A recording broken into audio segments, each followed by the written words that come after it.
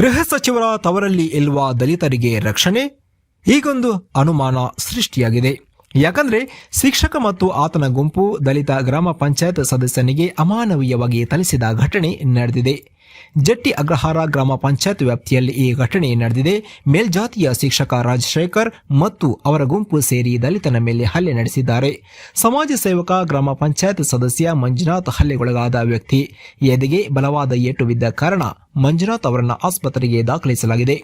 Bus ನಿಲ್ದಾಣದಲ್ಲಿ ಸಾರ್ವಜನಿಕರ ಉಪಯೋಗಕ್ಕೆ ತಂಗುದಾಣ ನಿರ್ಮಾಣ ಮಾಡಲು ಮುಂದಾಗಿದ್ದನ್ನ ವಿರೋಧಿಸಿದ ಶಿಕ್ಷಕ ರಾಜಶೇಖರ್ ಹಾಗೂ ಗುಂಪು, ನಮ್ಮ ಮನೆ ಮುಂಭಾಗ ಸಾರ್ವಜನಿಕ ತಂಗುದಾಣ ನಿರ್ಮಾಣ ಮಾಡಬೇಡ, ಇಲ್ಲಿ ಕೆಳಜಾತಿ ಅವರೆಲ್ಲ ಬಂದು ಕೂರುತ್ತಾರೆ ಎಂದು ಮಂಜುನಾಥ್ಗೆ ಹಲ್ಲೆ ನಡೆಸಿದ್ದಾರೆ ಎನ್ನಲಾಗಿದೆ.